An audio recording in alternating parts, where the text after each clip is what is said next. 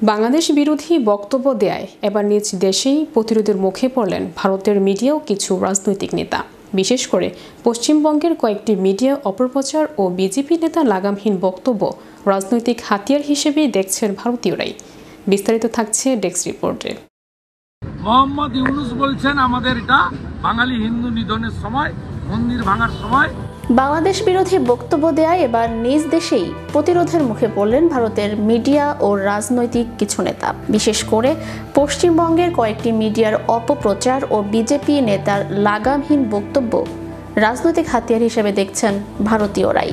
তাকে জামাতের লোকেরা, উগ্রবাদীরা, তারা কিভাবে আপনি ছবিটা দেখেন। ভারতের কিছু মিডিয়ায় বাংলাদেশের সাম্প্রদায়িক সহিংসতার অভিযোগ তুলে ভুল তথ্য প্রচার করা হয়। পশ্চিমবঙ্গের বিজেপি নেতা শুভেন্দু অধিকারীর মন্তব্য পরিস্থিতি আরও ঘোলাটে করে তোলে। এমনকি পশ্চিমবঙ্গের কয়েকটি জায়গায় বিক্ষোভ হয়, উগ্রবাদীদের হামলা ভাঙচুরের শিকার হয় আগরতলায় বাংলাদেশের সহকারী হাইকমিশন। এ অবস্থায় নিজ দেশেই প্রতিবাদের মুখে পড়েছেন শুভেন্দু অধিকারী। প্রতিবাদ করেন তৃণমূল কংগ্রেসের মুখপাত্র কুণাল ঘোষ সহ বিভিন্ন রাজনৈতিক দলের নেতারা। বাংলাদেশিদের চিকিৎসা বন্ধের ঘোষণা দিয়ে কলকাতার চিকিৎসকদেরও তোপের মুখে পড়েছেন শুভেন্দু অধিকারী। এসব নিয়ে ভারতের সাধারণ নাগরিকদের মধ্যেও সংশয় দেখা দিয়েছে। অনেকেরই আত্মীয় স্বজন বাংলাদেশে আছে, তাদের সাথে কথা বলে সঠিক তথ্য জানার ফলে তারাও ক্ষোভ প্রকাশ করছেন মিডিয়ার সামনে। এদিকে বাংলাদেশের সংখ্যালঘু নির্যাতনের ভুয়া খবর ও ভিন্ন ঘটনাকে হিন্দু নির্যাতন হিসেবে দেখানো আগস্টেই মিথ্যা প্রমাণিত হয়েছে এমন ভিডিও এখনও প্রচার করছে ভারতের কিছু মিডিয়া, আর সেগুলো ফেসবুকে পোস্ট ও শেয়ার করছেন বাংলাদেশের অনেকে।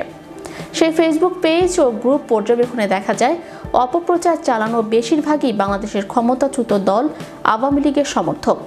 অনেকেই আওয়ামী লীগের বিভিন্ন ভ্রাতৃপ্রতিম সংগঠনে পদধারী নেতাও।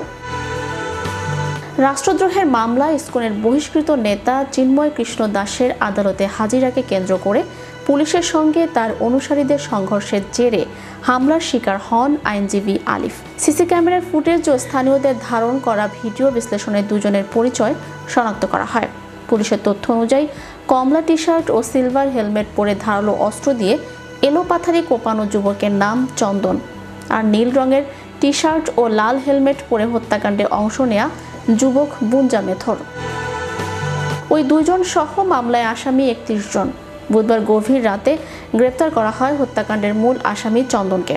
আইনজীবী আলিফ হত্যায় অংশ নেয়া বেশিরভাগ আসামি পাশের সেবক কলোনি বা সুইপার কলোনির বাসিন্দা বলে জানিয়েছেন চট্টগ্রামের police commissioner. Channel Europe news desk.